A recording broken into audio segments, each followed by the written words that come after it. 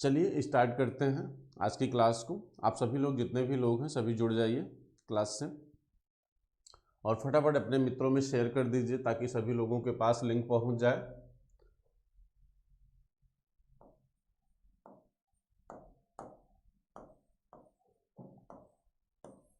ठीक है, कल हमने स्टार्ट किया था और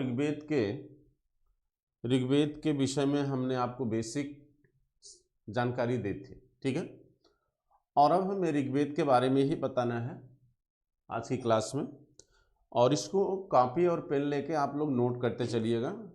ये आपके लिए याद करना ज़रूरी होगा, यहाँ से बहुत सारे क्वेश्चन आते हैं कमीशन में। चलिए हम ऋग्वेद की चर्चा करते हैं।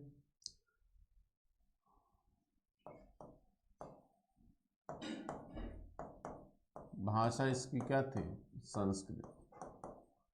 संस्कृत भाषा में लिखा गया है। ठीक है, देखिए कहते हैं ऋग्वेद में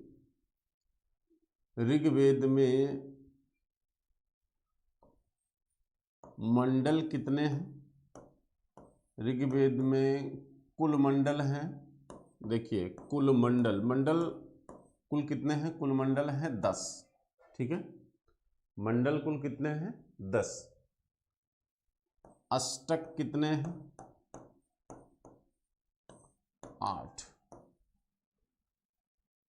एक अष्टक में 8 अध्याय होते हैं, तो अध्याय टोटल कितने हो गए? 64। टोटल अध्यायों की संख्या कितनी है? 64। ठीक,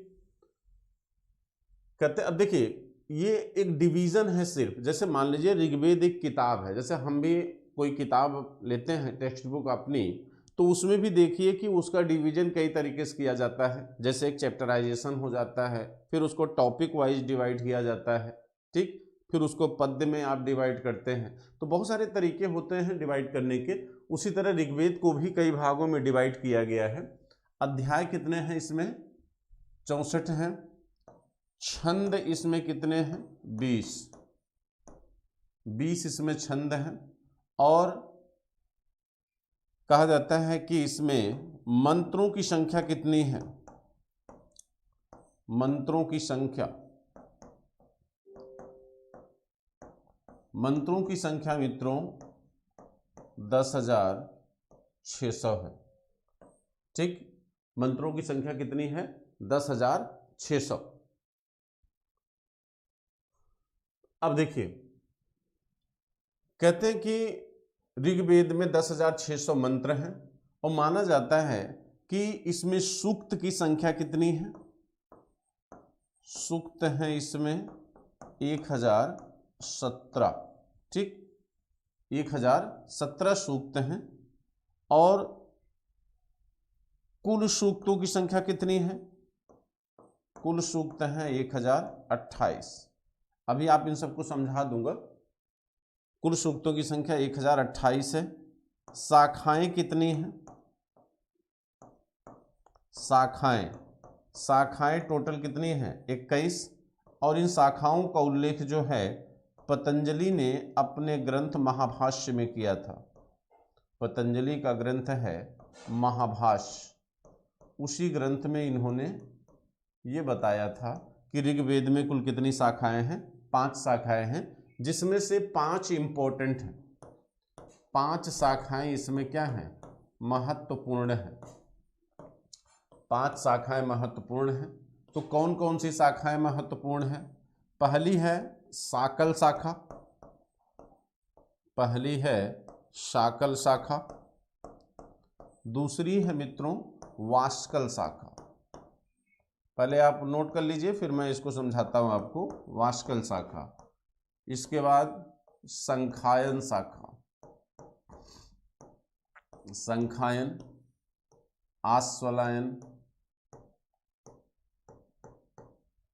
आश्वलायन शाखा और मांडुकेय शाखा। ये 5 शाखाएं हैं। कहा जाता है कि शाकल शाखा में कुल कितने सूक्त हैं?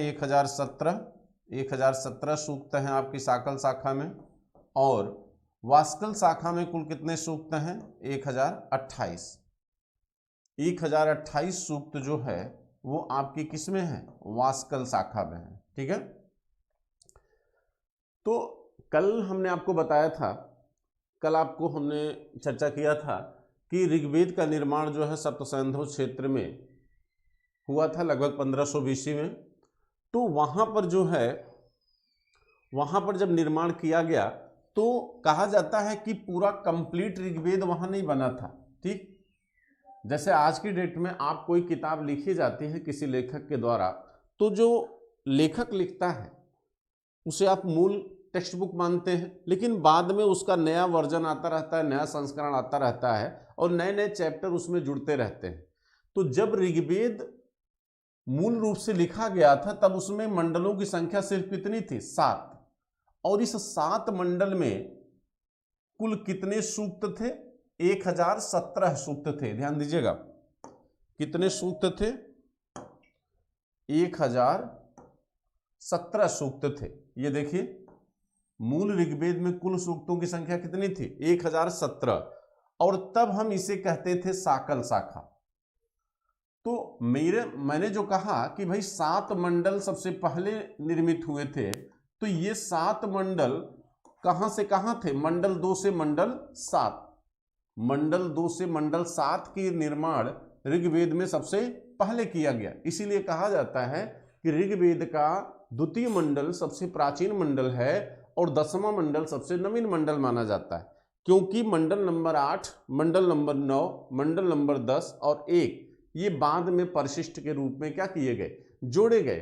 तो ऋग्वेद की रचना या उसका निर्माण जो है वो 1500 BC से शुरू होता है और पूरा होता है 1000 BC में आके। इसीलिए कहा जाता है कि जो मूल ऋग्वेद है, यानी मंडल 2 से मंडल 7 जिसे मूल ऋग्वेद आप कहते हैं, उसका संबंध किस शाखा से है? उसका संबंध साकल शाखा से है, जिसमें सूक्तों की संख्या कितनी है? 1017। लेकिन कहते हैं जब 8वां मंडल इसमें प्लस किया गया मित्रों, 8वां मंडल जब इसमें जोड़ा गया तो 8वें मंडल में ही बालखिल्य सूक्त हैं जिनकी संख्या 11 है। 11 क्या है? बालखिल्य सूक्त हैं, जिनका उल्लेख किस मंडल में है? 8वें मंडल में है। और 8वें मंडल में जो बालखिल्य सूक्त हैं, जब आप इनको इसमें जोड़ देंगे तो इनकी संख्या हो जाती है कितना? 1028। और 1028 सूक्त को हम क्या कहते हैं? वास्कल शाखा कहते हैं। 1028 सूक्त को क्या कहते हैं? वास्कल शाखा कहते हैं। तो आपसे अगर कोई ये पूछे कि भाई ऋग्वेद का संबंध किस शाखा से संबंधित है, तो आप कहोगे वास्कल शाखा से। लेकिन अगर कोई ये कह दे कि मूल ऋग्वेद की ओरिजिन जहां से होती है, मूल ऋग्वेद का संबंध किस शाखा से है, तो आप कहोगे साकल शाखा से है। ठीक है, यानी साकल शाखा में मंडल 2 से मंडल 7 तक का जो प्रारंभिक ऋग्वेद है वो है, लेकिन वास्कल शाखा में ऋग्वेद का मंडल 1 से मंडल 10 तक शामिल है और इसमें सूक्तों की संख्या 1028 है और साकल शाखा में सूक्तों की संख्या 1017 है। बाकी तीनों शाखाएं जो है वो नगण्य हैं। उसी तरह जैसे अन्य जो है शाखाएं, जो अन्य 15 शाखाएं हैं वो भी क्या हैं? नगण्य हैं। टोटल शाखाओं की संख्या कितनी है? 21, जिसमें 5 महत्वपूर्ण हैं, उनमें भी 2 क्या है? वो सबसे महत्वपूर्ण माने जाते हैं। ठीक है, अब देखिए मंत्रों की जो बात है, कहीं कहीं 10,600 लिखा जाता है, कहीं कहीं 10,552 लिखा जाता है, तो ज्यादातर सही यही माना जाता है 10,600। ठीक, छंद कितने हैं? 20 हैं, जिसमें गायत्री छंद, जगती छंद बेहद सबसे महत्वपूर्ण माने गए हैं। गायत्री और जगती ये 2 छंद सबसे महत्वपूर्ण माने गए हैं। गायत्री और जगती छंद ये सबसे महत्वपूर्ण माने जाते हैं। ठीक, अच्छा दूसरी चीज ये कि ऋग्वेद के जो मंत्र हैं, जो ऋचाएं हैं, ऋचाओं का निर्माण मंत्रों से होता है। कहा जाता है कि हर मंत्र का प्रारंभ जो है किस देवता से होता है? अग्नि देवता से है। ऋग्वेद के मंत्रों का जो प्रारंभ है मित्रों, वो किस देवता से माना गया है? अग्नि देवता से माना गया है। लेकिन अगर आपसे पूछे कि ऋग्वैदिक काल का सबसे महत्वपूर्ण देवता कौन था, तो ऋग्वैदिक काल के सबसे महत्वपूर्ण देवता इंद्र हैं, क्योंकि इंद्र का सबसे अधिक सूक्तों में उल्लेख आया है।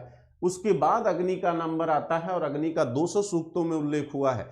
लेकिन यहां पर बात ऋग्वेद के मंत्रों के प्रारंभ होने की है, तो ऋग्वेद के मंत्रों का प्रारंभ जो है अग्नि से है। ऐसा इसलिए है क्योंकि मैंने आपको बताया था कि ऋग्वेद की जो ऋचाएं हैं, जो मंत्र हैं, वो ईश्वर की उपासना के लिए हैं, आराधना के लिए। और ईश्वर की उपासना जब शुरू होती है, यज्ञ के माध्यम से शुरुआत होती थी। ऋग्वैदिक काल में भी राजसूर्य, अश्वमेध और वाजपेय जैसे यज्ञों का संपादन होता था। जब यज्ञ का संपादन होगा तो यज्ञ की प्रक्रिया किससे शुरू होती है? अग्नि से होती है। इसीलिए अग्नि देवता को ही इसके लिए चुना गया था, क्योंकि अग्नि ही एकमात्र देवता है ऋग्वैदिक काल के मित्रों, जो आपके तीनों कैटेगरी में पाए गए हैं। जब आप पढ़ेंगे ऋग्वैदिक कालीन धर्म, तो ऋग्वैदिक कालीन धर्म में आप देखेंगे कि देवताओं की संख्या 33 बताई गई है, 33, और उनको 3 कैटेगरी में डिवाइड किया गया है, 11-11 के। ठीक, एक को जैसे पृथ्वी का देवता, आकाश का देवता और अंतरिक्ष का देवता, इन 3 वर्गों में डिवाइड किया गया है। अग्नि उसमें एकमात्र देवता है जो तीनों वर्गों में पाए जाते हैं। तो इसका तात्पर्य है कि अग्नि के माध्यम से अगर पुरोहित जो है राजा की मनोकामना को ईश्वर तक भेजना चाहे, तो वह अग्नि जो है राजा की मनोकामना को किसी भी ईश्वर के वर्ग में या समूह में पहुंचाने की क्षमता रखता था। इसीलिए ऋग्वेदों के मंत्रों का जो प्रारंभ है वो अग्नि देवता से दिखाई देता है। ठीक है, अग्नि देवता से दिखाई देता है। तो ये तथ्य है, आप इसको नोट कर लीजिए। अब हम चलते हैं ऋग्वेद के मंडलों की तरफ और एक एक मंडल करके हम देखते हैं कि ऋग्वेद के मंडलों का निर्माण जो है किस तरह से हुआ है और कौन कौन से मंडल जो है इंपॉर्टेंट हैं।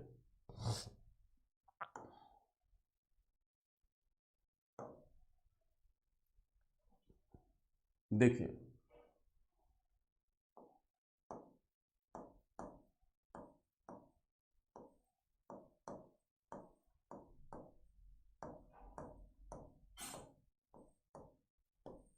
ऋग्वेद के मंडलों की संख्या कुल कितनी है? मंडलों की कुल संख्या आपकी कितनी है? 10। ठीक, तो एक एक मंडल को हम देखेंगे।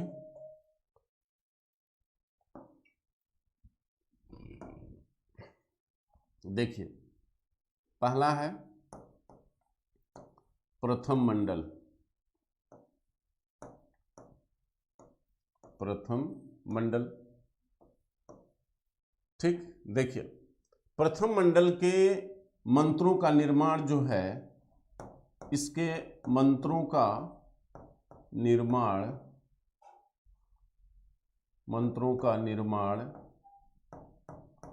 कण्व ऋषि,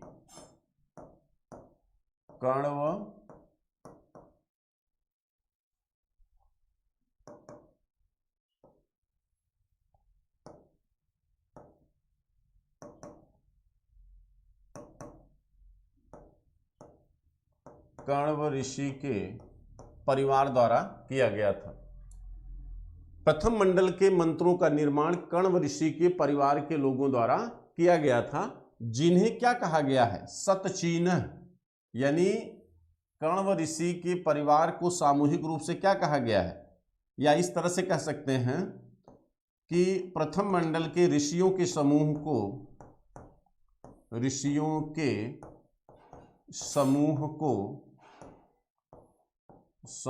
को सतचिन्ह कहा गया है। क्या कहा गया है? सतचिन्ह कहा गया है। यानी प्रथम मंडल के ऋषियों के समूह को क्या कहते हैं? सतचिन्ह कहते हैं। ठीक, इस मंडल में बहुत खास बातें तो नहीं है, लेकिन कहा जाता है कि इसी मंडल में हलवाहों के गीत का उल्लेख आता है। हलवाहों के गीत का उल्लेख हुआ है। हलवाहों के गीत का उल्लेख किस मंडल में आता है? पहले मंडल में आता है। ठीक है, देखिए आप लोग इसको नोट करते चलिएगा, ठीक है, एक एक करके। तो पहले मंडल के ऋषियों के समूह को सतचिन्ह कहा गया है। यहाँ के मंत्रों का निर्माण कण्व ऋषि के परिवार के लोगों द्वारा किया गया और इसी में हलवाहों के गीत का उल्लेख दिखाई देता है। युद्ध का प्रमाण भी हमें यहाँ दिखता है। युद्ध का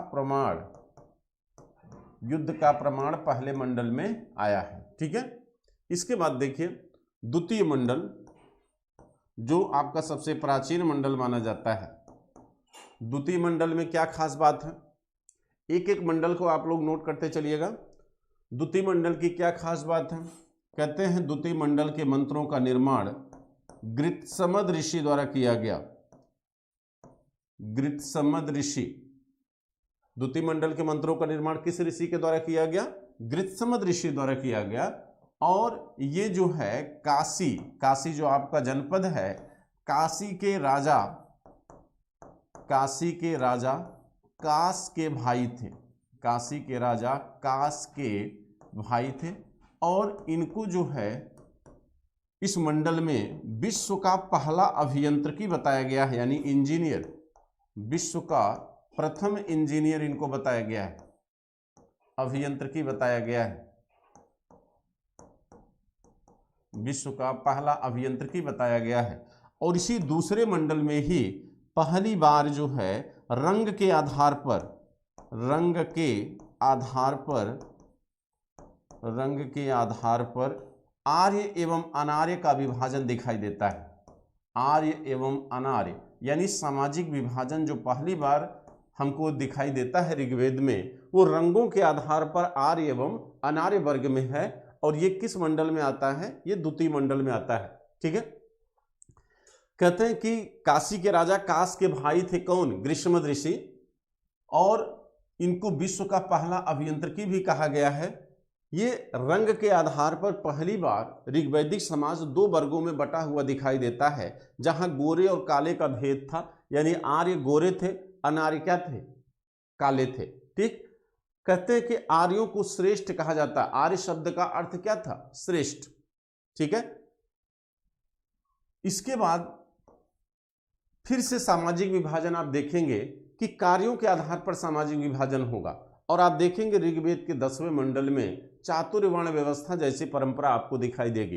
तो अभी हम 10वें मंडल पहुंचेंगे, सबसे महत्वपूर्ण मंडल माना जाता है 10वां। इसके बाद तृतीय मंडल आइए, तृतीय मंडल। तृतीय मंडल के मंत्रों का निर्माण विश्वामित्र के द्वारा किया गया है। किस ऋषि के द्वारा किया गया, विश्वामित्र। ठीक, ये कुलिक परिवार के थे विश्वामित्र। कहा जाता है कि विश्वामित्र ने तृतीय मंडल में ही गायत्री मंत्र का निर्माण किया है। गायत्री मंत्र आप लोग जानते होंगे, ओम भू भूर्भुवः स्वाहा। ये गायत्री मंत्र है जिसका निर्माण या उल्लेख सबसे पहली बार तृतीय मंडल में आता है।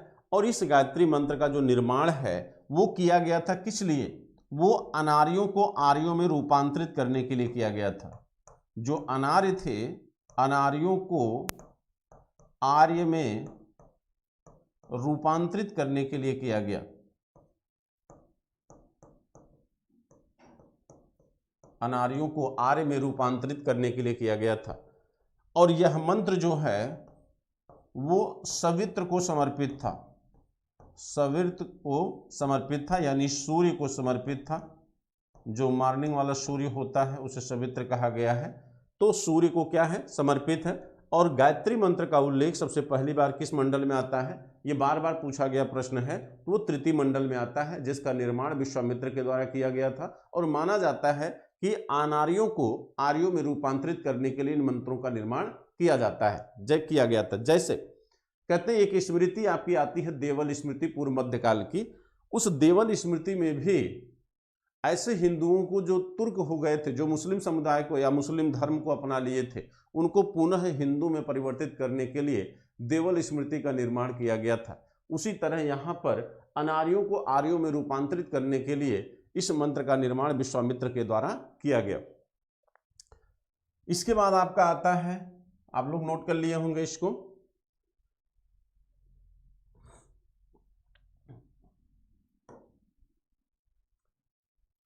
चतुर्थ मंडल।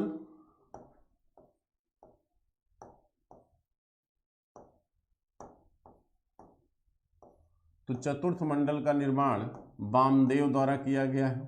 किसके द्वारा, वामदेव के द्वारा। और इसका महत्व सिर्फ इतना है कि इसमें 24 बार कृषि का उल्लेख है, 24 बार कृषि का उल्लेख है। जिससे हमको ये पता चलता है कि जो ऋग्वैदिक समाज मूलतः पशुपालन पर आधारित था, यानी आर्यों की अर्थव्यवस्था पशुपालन प्रक्रिया पर आधारित थी। इस 24 बार कृषि के उल्लेख से हमें ये पता चलता है कि आर्यों ने भी धीरे धीरे कृषि को क्या किया, अपनाना शुरू कर दिया और अनार्यों का व्यवसाय उन्होंने प्रारंभ किया। और आप देखिए तो उत्तर वैदिक काल तक आते आते आर्य पूरी तरह क्या हो गए, कृषक हो गए, और अब जो है पशुपालन की जगह कृषि मूल व्यवसाय बन जाती है। ठीक है, तो यहां 24 बार कृषि शब्द का उल्लेख आता है। पांचवा मंडल,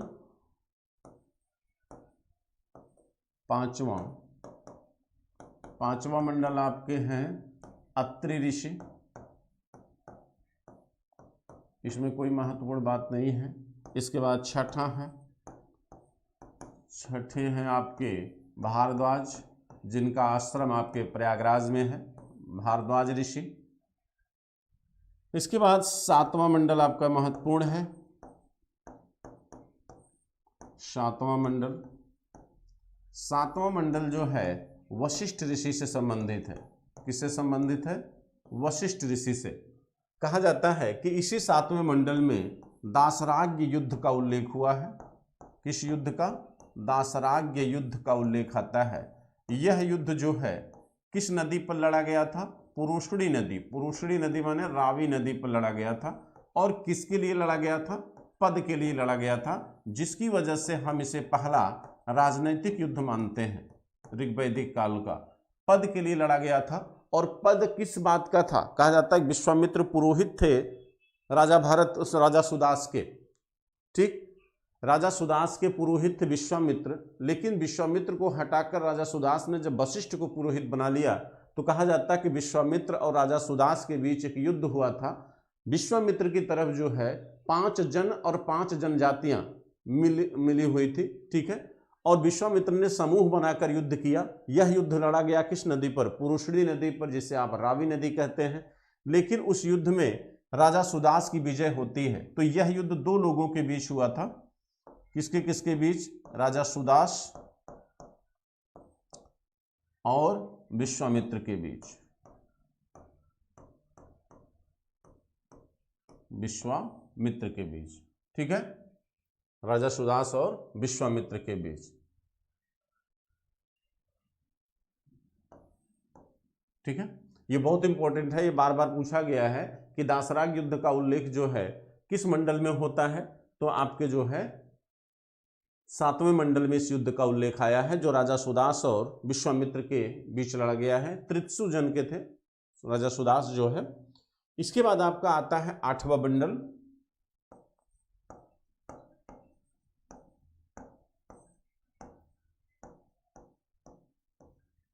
8वां मंडल। 8वां मंडल जो है ये कण्व ऋषि द्वारा निर्मित है। 8वां मंडल जो है ये कण्व ऋषि द्वारा निर्मित है, कण्व ऋषि एवं अंगिरा। ठीक, कहा जाता है कि 8वें मंडल का महत्व इस बात के लिए है, इसमें 2 बातें आती हैं। ठीक है, मैं इसको इधर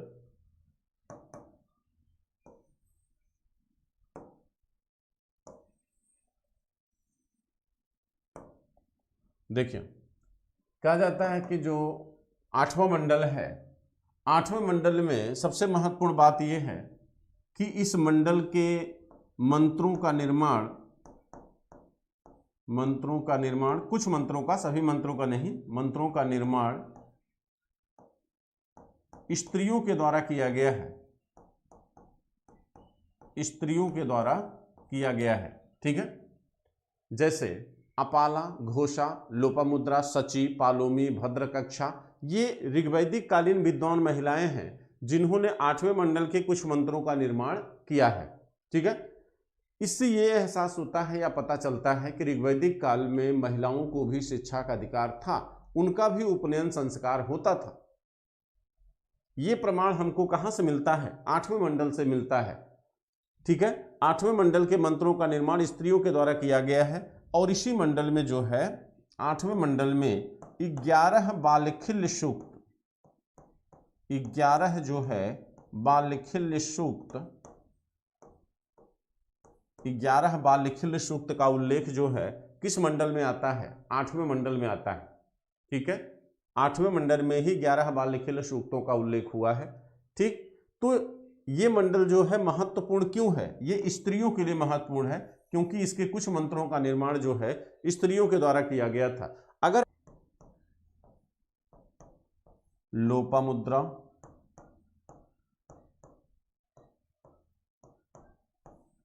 सची, सची, पालोमी, भद्रकक्षा, ये ऋग्वैदिक कालीन विद्वान महिलाएं हैं। गार्गी जो है ये उत्तर वैदिक काल की हैं, विश्वरा उत्तर वैदिक काल की हैं। ये ऋग्वैदिक काल की विद्वान महिलाएं हैं जिन्होंने कहीं न कहीं 8वें मंडल के मंत्रों के निर्माण में अपना अहम योगदान दिया था। ठीक है, अब आइए 9वें मंडल पर।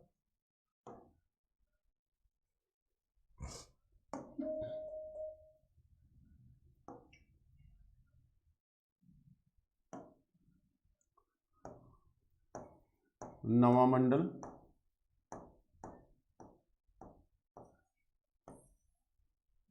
नवा मंडल। ठीक है,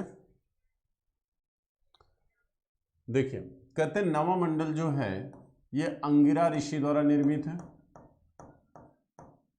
किसके द्वारा? अंगिरा ऋषि द्वारा निर्मित है। इसके जो मंत्र हैं वो सोम देवता को समर्पित है, सोम देवता को समर्पित है। किसको समर्पित है? सोम देवता को समर्पित है इसके मंत्र। इसके मंत्र मित्रों सोम देवता को समर्पित हैं। कहा जाता है कि सोम क्या है? एक पौधा है। सोम एक पौधा है जो हिमालय की मूजवंत चोटी पर पाया जाता था। कहाँ पर पाया जाता था? हिमालय की मूजवंत चोटी पर, हिमालय की मूजवंत चोटी पर पाया जाता था। और इस सोम को वर्तमान में एफ्रेड कहा गया है। इसे वर्तमान में हम क्या कहते हैं? एफ्रेड पौधा है। ठीक, ये सोम एक पौधा होता था जिससे सोम रस का निर्माण किया जाता था, सोम रस का निर्माण किया जाता था। कहा जाता है कि देवता इसे पी के मदान हो जाते थे। तो सोम रस जस्ट लाइक आपके लिए जो आज आप लोग जो यूज करते हैं जिसको बियर आप कहते हो, तो आप देवताओं के संदर्भ में आप इसे सोमरस कहोगे,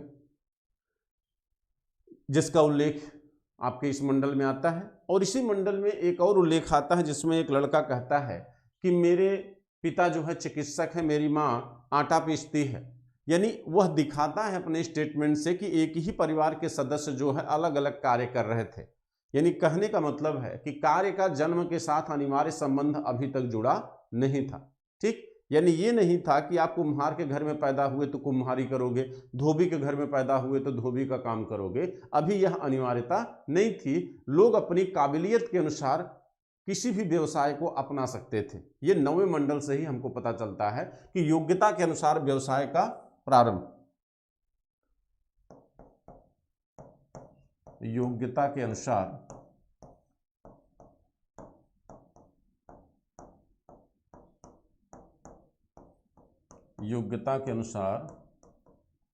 व्यवसाय, ये दिखाई देता है हमको कहां पर? 9वें मंडल में। ठीक है, अब आपके सामने जो सबसे महत्वपूर्ण मंडल आ रहा है वो है 10वां मंडल। ठीक है, सबसे महत्वपूर्ण मंडल है आपका 10वां मंडल। ठीक, चलिए देखिए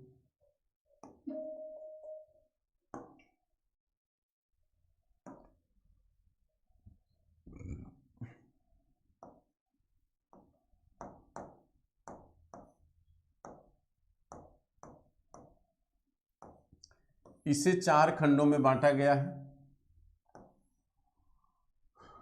इसे 4 खंडों में बांटा गया है।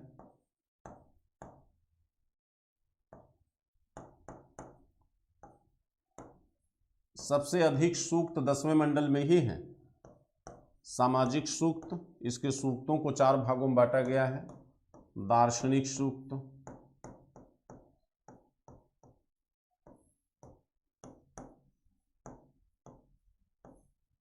सामाजिक सूक्त, दार्शनिक सूक्त, भौगोलिक सूक्त,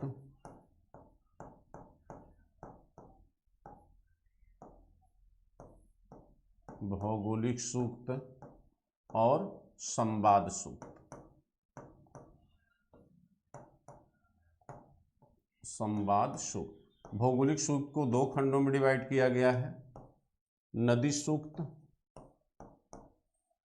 नदी सूक्त और पर्वत सूक्त। इसे दो खंडों में बांटा जाता है। ठीक है, चलिए, तो कहा जाता है कि 10वें मंडल में सबसे ज्यादा सूक्त हैं और 10वें मंडल को 4 सूक्तों में विभाजित किया गया है। पहला है सामाजिक सूक्त। तो 10वें मंडल में कौन कौन से ऐसे तथ्य हमको दिखाई देते हैं जो कहीं न कहीं सामाजिक या सामाजिकता से जुड़े हुए हैं। तो 10वें मंडल के सामाजिक सूक्त में ये कहा गया है कि दीर्घतमा ऋषि ने विवाह परंपरा को जन्म दिया। किस परंपरा को जन्म दिया? विवाह परंपरा को जन्म दिया। ठीक, दीर्घतमा ऋषि के द्वारा विवाह परंपरा को जन्म दिया गया। ये कहा गया है किस मंडल में? ऋग्वेद के 10वें मंडल के सामाजिक सूक्त में। इसी मंडल में ये बताया गया है कि सूर्य एवं सूर्य का विवाह हुआ। सूर्य एवं सूर्य का विवाह होता है, एक वैवाहिक परंपरा का जो नेतृत्व करता है। ठीक है, इसके अतिरिक्त कहा जाता है कि इसी मंडल में जो है, इसी मंडल में ये पता चलता है कि प्रेम विवाह का प्रचलन भी इस समाज में था। पूर्व मित्रा और विभेद, ये दो हैं। कहा जाता है कि पूर्व मित्रा एवं विभेद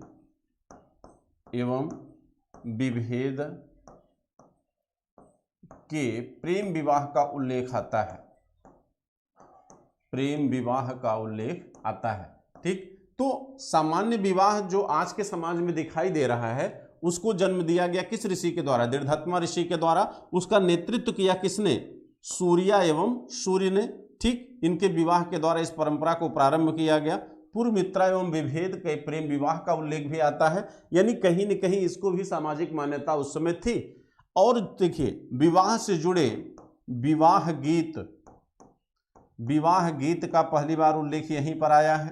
पाणी ग्रहण जो वैवाहिक परंपरा का नेतृत्व करता है, पाणी ग्रहण यानी जब आप विवाह करते हैं तो अपनी पत्नी का हाथ अपने हाथों में ग्रहण करते हैं और बहुत सारे सामाजिक दायित्वों में बंध जाते हैं।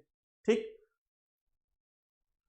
जैसे रूसो ने कहा है ना कि व्यक्ति जन्म लेने के साथ सामाजिक बेड़ियों में जकड़ जाता है, वैसे जब आप पत्नी का हाथ अपने हाथों में लेते हैं तो बहुत सारे जीवन के उत्तरदायित्व तो आपके ऊपर क्या होते हैं? आ जाते हैं और आप धराशायी हो जाते हैं धीरे धीरे। ठीक, तो विवाह गीत, पाणी ग्रहण और विवाह गीत, पाणी ग्रहण, प्रीति भोज जो एट होम है, प्रीति भोज, ये सारी बातों का उल्लेख हमको किसमें आता है? सामाजिक सूक्त में आता है। ठीक है, कहते हैं कि अब देखिए, इसी सामाजिक सूक्त के अंतर्गत एक सूक्त आता है जिसे कहते हैं पुरुष सूक्त। इसी पुरुष सूक्त में चातुर्य वर्ण व्यवस्था का उल्लेख है। चातुर्य वर्ण व्यवस्था, चातुर्य वर्ण माने चातुर्य माने चार, वर्ण माने वर्ण, चातुर्य वर्ण माने ब्राह्मण, क्षत्रिय, वैश्य, शूद्र।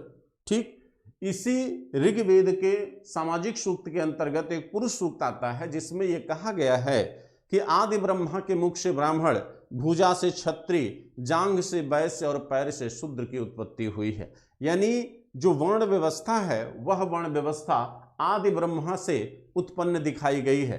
ये एक धार्मिक मान्यता है। वास्तव में क्या यह सच है क्या नहीं है, ये एक विवेचन का विषय है। इस पर विचार किया जा सकता है।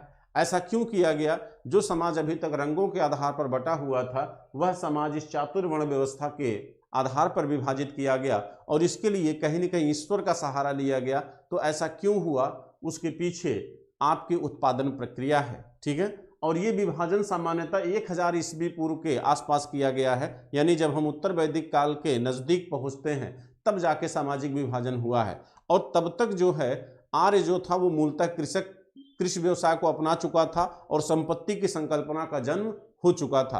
तो संपत्ति की संकल्पना का जन्म जैसे ही हुआ, जैसे ही संपत्ति बढ़ती गई, सामाजिक विभाजन की प्रक्रिया होना शुरू होती है। और आज संपत्ति की ही देन है कि समाज जो है कई लाखों जातियों में और अन्य तरीके से भी क्या है, विभाजित है। तो वो मेंस का विषय है और उसको बहुत अच्छे से पढ़ाता हूँ, आपको बताता हूं कि कैसे जो है संपत्ति की संकल्पना ने जन्म लिया, कैसे वर्ण व्यवस्था आई, वही वर्ण व्यवस्था गोत्र परंपरा में कन्वर्ट हुई, गोत्र परंपरा से जातियों की उत्पत्ति बताई गई। ठीक, जब आपके मेंस के क्लासेस स्टार्ट होंगे उस पर चर्चा किया जाएगा।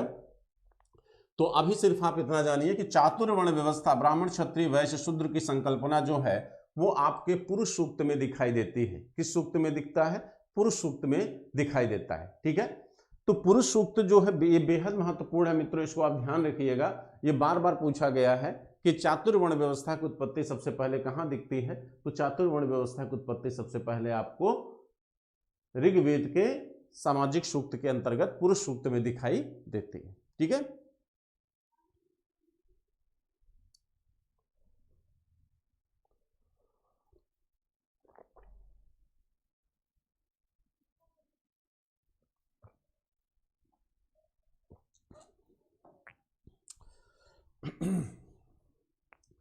अब हम आगे बढ़े दार्शनिक सूक्त की तरफ। अब हम दार्शनिक सूक्त की तरफ बढ़ते हैं, इसको आप लोग नोट कर लिए होंगे।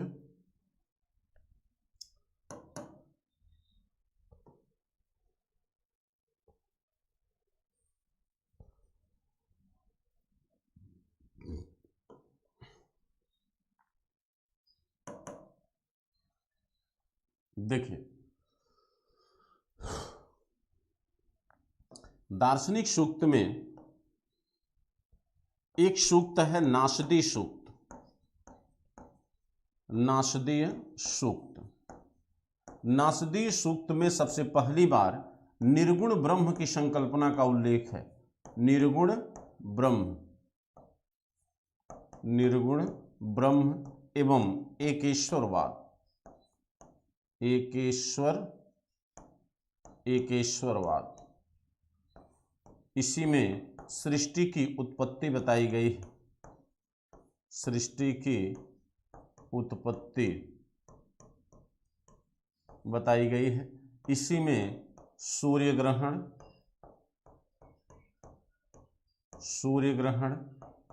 चंद्र ग्रहण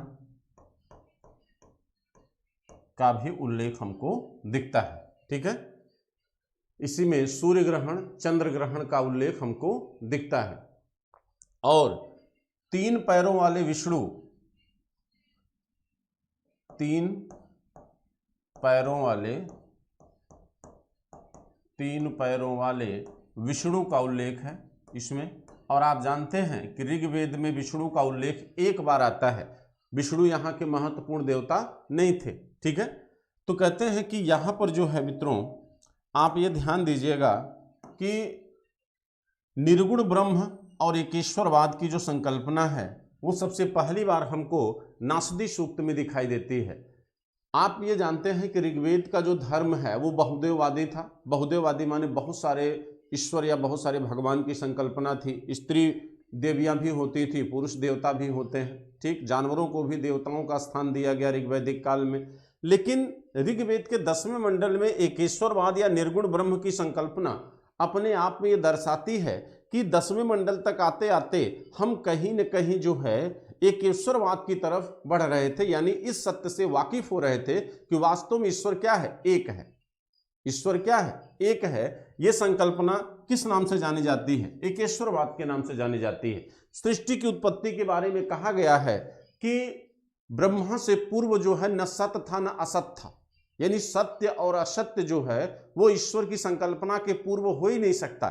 ईश्वर के द्वारा ही सृष्टि का क्या किया गया है? निर्माण किया गया है। वास्तव में आज भी ये बड़ा ही बहुत ही इंपॉर्टेंट प्रश्न है। विज्ञान भी इस तथ्य की खोज कर रहा है कि वास्तव में इस ब्रह्मांड का निर्माण किसके द्वारा हुआ।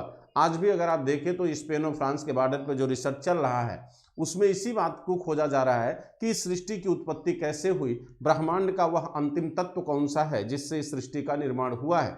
वहां भी बोसान नामक कण को खोजा गया है। ठीक, तो दर्शन जो आपका है, जो दर्शन है, कहा जाता है कि दर्शन की शुरुआत वैसे पूरी तरह तो उपनिषद से होती है, लेकिन उसकी शुरुआत आरण्यक साहित्य से मानी गई है। लेकिन अगर ये कहा जाए कि दर्शन का सबसे प्राचीनतम अंश कहाँ दिखाई देता है, तो दर्शन का प्राचीनतम अंश जो है हमें ऋग्वेद के नासदी सूक्त में दिखाई देता है। यहां से दर्शन का आंशिक प्रमाण हमको दिखता है। ये दर्शन के ही लक्षण है, निर्गुण ब्रह्म और एकेश्वरवाद। कहा जाता है कि दर्शन भी आपका इसी तथ्य की खोज करने पे लगा हुआ है। पूरा दर्शन मात्र दो चीजों पे निर्भर है, तत्व मीमांसा और ज्ञान मीमांसा। तत्व मीमांसा में इस बात पर आपके दार्शनिकों ने चर्चा किया है कि वह अंतिम तत्व कौन सा है जिससे सृष्टि का निर्माण हुआ है। अलग अलग दार्शनिकों ने अलग अलग तत्वों को माना है। जैसे लाइबनिज को लीजिए तो चिदड़ू को मानता है। जैसे आप सांख्य को लीजिए तो प्रकृति और पुरुष को मानता है।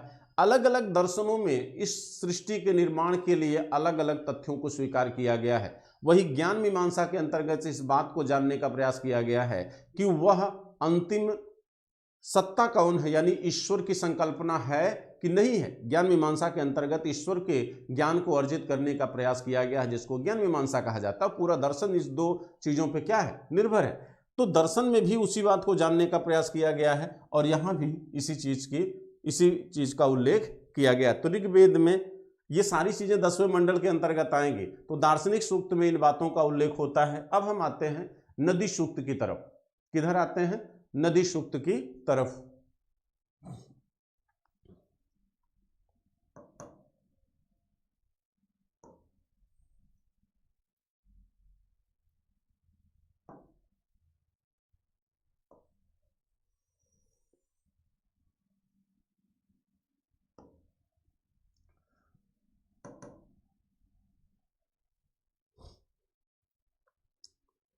मोबाइल दीजिएगा।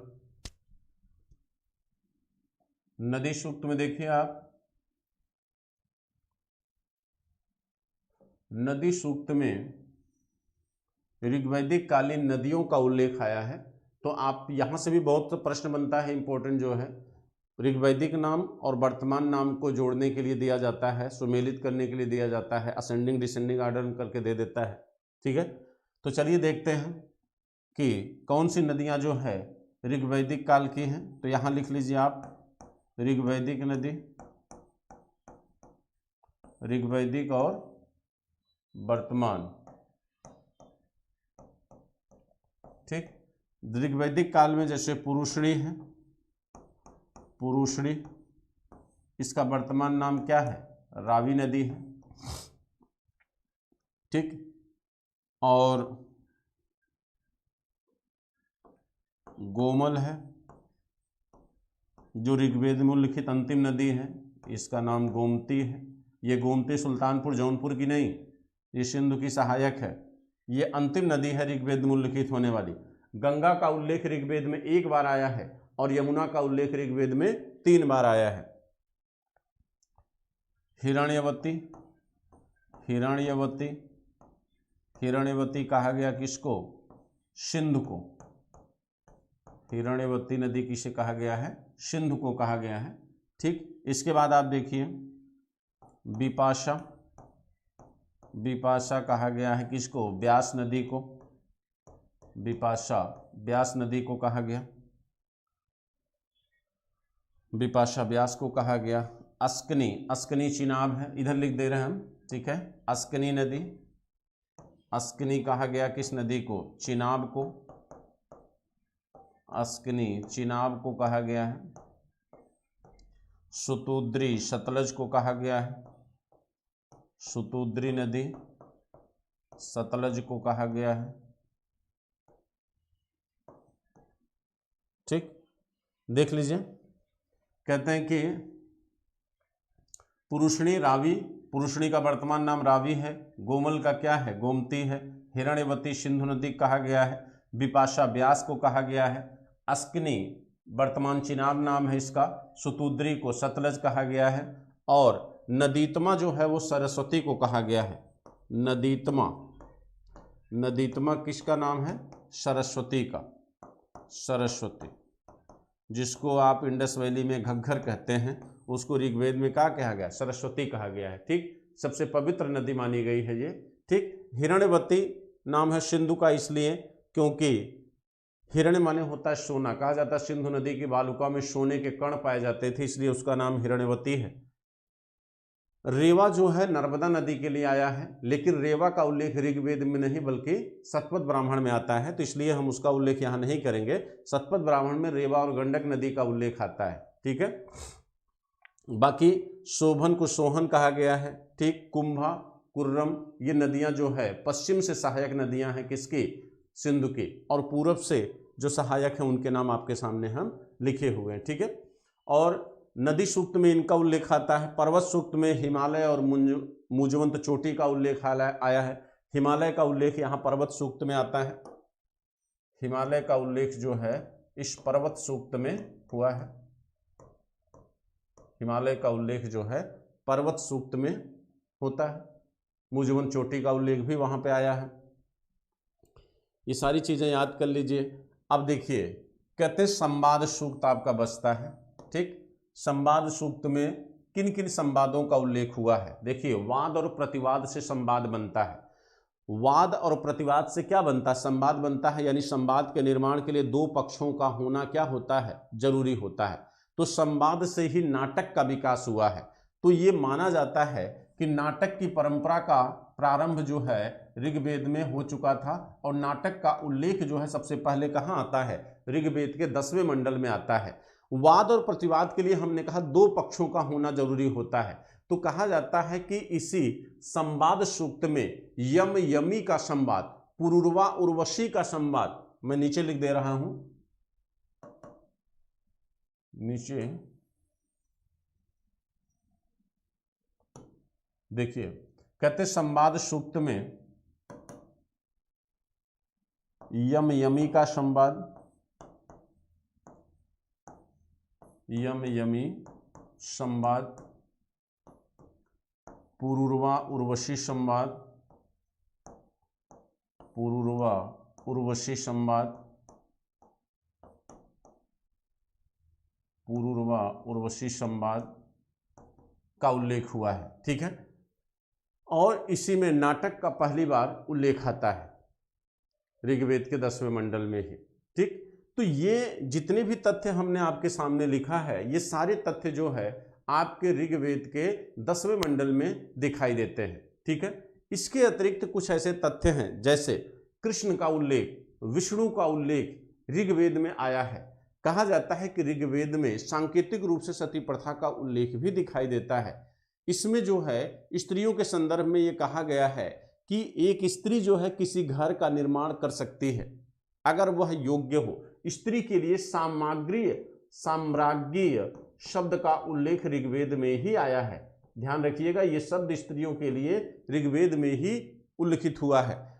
स्त्रियों के लिए कहा गया कि पति की मृत्यु होने पर इनको चिता पर ले जाता था सांकेतिक रूप से, और जब अग्नि लगाने को होता था तो इनको उठा लिया जाता था, और तब इनको कहा जाता था कि ये अब पर पुरुष का चुनाव कर सकते हैं। तो पर पुरुष के चुनाव का अधिकार जो है यहाँ पर दिया गया है। तो सांकेतिक रूप से सती प्रथा का उल्लेख हमको यहाँ पे दिखता है, लेकिन इसे हम सती प्रथा नहीं कर सकते क्योंकि स्त्री को चिता पर जलाया नहीं जाता था। स्त्री को चिता पर जलाया नहीं जाता था, तो इसे आप सती प्रथा नहीं मान सकते क्योंकि सती प्रथा की परंपरा आगे चलकर आपको दिखाई देगी। अब अगर देखें तो कहा जाता है कि ऋग्वेद के आधार पर अगर आप देखें तो ऋग्वेद के आधार पर इस काल की जो सामाजिक परंपराएं हैं उसमें कहीं भी आपको कोई सामाजिक बुराई दिखाई नहीं देगी। यानी न तो सती प्रथा स्पष्ट रूप से, न बाल विवाह, न पर्दा प्रथा, न दहेज प्रथा, ये जो संकल्पनाएं हैं जिसको आप आधुनिक समाज में एक बुराई मानते हैं, ऐसी कोई भी परंपरा हमको ऋग्वैदिक समाज में दिखाई नहीं देती है। स्त्रियों को शिक्षा के अधिकार प्राप्त हैं। ठीक, स्त्रियां भी आपके समाज में आपके समकक्ष हैं।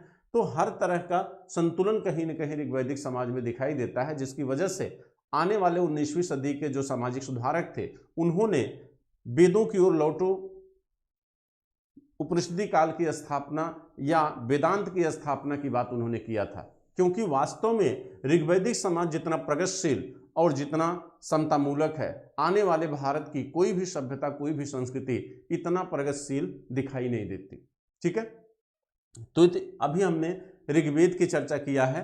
अब हम आगे बढ़ते हैं अन्य वेदों की तरफ। ठीक है, तो ये आपके ऋग्वेद की चर्चा थी और ऋग्वेद जो है आपका लगभग क्या हो गया, समाप्त हो गया।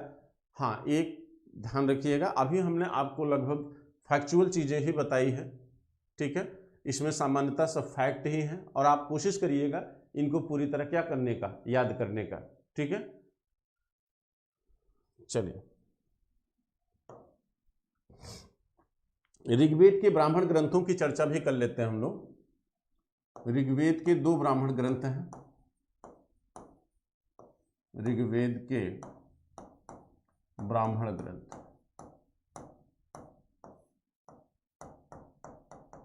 ठीक, तो इसके 2 ब्राह्मण ग्रंथ हैं। ऐतरेय ब्राह्मण ग्रंथ, ऐतरेय ब्राह्मण ग्रंथ।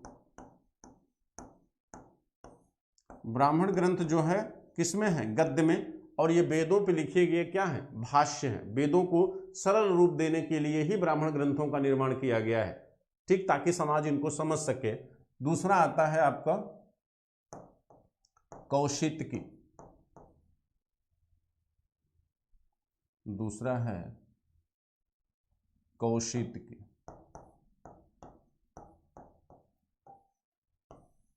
कौशितकी ब्राह्मण ग्रंथ,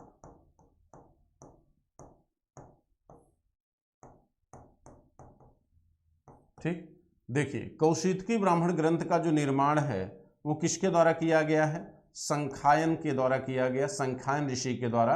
और कहा जाता है कि संखायन के गुरु का नाम क्या था, कौशितकी। संखायन के गुरु का नाम क्या है, कौशितकी, जिसकी वजह से इसका नाम क्या रखा इन्होंने, कौशितकी ब्राह्मण ग्रंथ रखा। ठीक, और यहां पर ऐतरेय ग्रंथ, ब्राह्मण ग्रंथ का निर्माण किसके द्वारा किया गया, महिदास के द्वारा किया गया। ठीक है, और महिदास की माता का नाम क्या था, ऐतरी।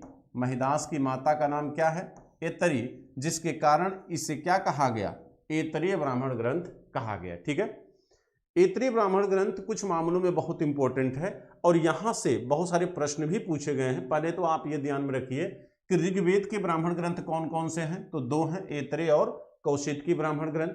कहा जाता है कि ऐतरेय ब्राह्मण ग्रंथ में बहुत सारे ऐसे तथ्यों का उल्लेख आता है जो बहुत ही इंपॉर्टेंट है।